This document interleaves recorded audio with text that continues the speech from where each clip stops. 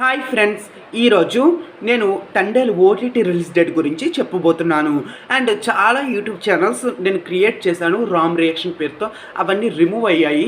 అందుకే new channel మాత్రం subscribe అవ్వండి. ఈ ఛానల్లో రివ్యూస్ వస్తూనే ఉంటాయి అండ్ వీడియోస్ ఎక్స్ప్లెయిన్ వీడియోస్ వస్తూనే ఉంటాయి, మూవీ రికమెండేషన్స్ వస్తూనే ఉంటాయి. కాబట్టి నా యూట్యూబ్ ఛానల్ సబ్స్క్రైబ్ అవ్వండి, ఇన్స్టాగ్రామ్ ఫాలో అవ్వండి, టెలిగ్రామ్ని కూడా ఫాలో అవ్వండి. Telegram ID Ram reactions and Instagram ID కూడా రామ్ రియాక్షన్స్. మీరు మాత్రం ఫాలో అవ్వండి. ఇక తండేల్ మూవీ హెచ్డి లీక్ అయిందన్న విషయం మనందరికీ తెలిసిందే. చాలామంది ఈ తండేల్ మూవీ థియేటర్లో చూస్తున్నారు, కొంతమంది ఈ ప్రీ హెచ్డి అనేది చూస్తున్నారు. ఒరిజినల్ ఆడియోలో లీక్ అయిపోయింది.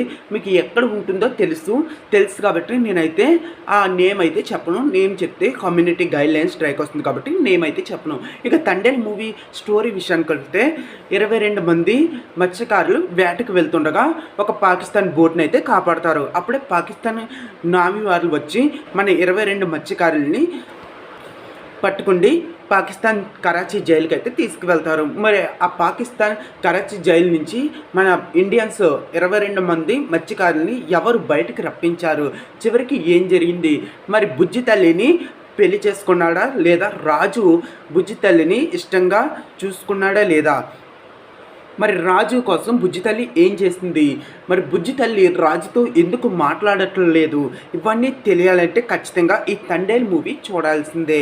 ఇక మూవీ నా విషయానికి వస్తే నాకైతే ఆ బుజ్జి తల్లి 100 సార్లు అన్నారు సినిమాలో. నేను కౌంట్ కూడా చేశాను. ఇంకా సాంగ్స్ అయితే బాగున్నాయి. ఆ బుజ్జి తల్లి అండ్ సాయి పల్లవి ఎక్కువగా ఏడవడం వల్ల ఈ మూవీ కొంచెం మైనస్ అని చెప్పవచ్చు. కొంతమందికి కనెక్ట్ అవుతుంది. అండ్ ఈ 22 మంది ఎవరైతే ఉన్నారో వాళ్ళు రియల్గా ఉన్నారు. వాళ్ళు మూవీ చూసినట్లయితే కొంచెం ఏడుస్తారు, మిగతా వాళ్ళు మాత్రం అంతంత మాత్రానే ఉంటారు. ఈ మూవీ కొంచెం నాకైతే అంతలా నచ్చలేదు, ఎందుకంటే ఎక్కువ ఎమోషన్స్ పెట్టారు అండ్ రియల్ స్టోరీని రియల్గా చూపించకుండా లవ్ స్టోరీగా అలా చూపించేశారు. సాంగ్స్ మాత్రం ఎక్సలెంట్గా, సాంగ్స్కి పేరు పెట్టక్కర్లేదు.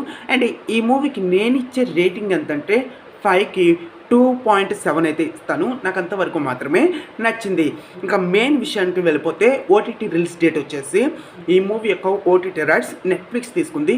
ఈ మూవీ నెట్ఫ్లిక్స్లో మార్చ్ 2nd వీక్ని ఖచ్చితంగా స్ట్రీమింగ్ అవుతుంది. డేట్ లాక్ చేసుకోండి, మార్చ్ 2nd వీక్ని. ఎందుకంటే ప్రీ హెచ్డి ఆల్రెడీ లీక్ అయిపోయింది కాబట్టి నెట్ఫ్లిక్స్కి ఇన్ఫార్మర్ తెలిసే ఉంటుంది. ఖచ్చితంగా నా ఛానల్ అయితే సబ్స్క్రైబ్ అవ్వండి. మోర్ మూవీ ఓటీటీ అప్డేట్ల కోసం, మూవీస్ రికమెండేషన్స్ కోసం ప్లీజ్ సబ్స్క్రైబ్.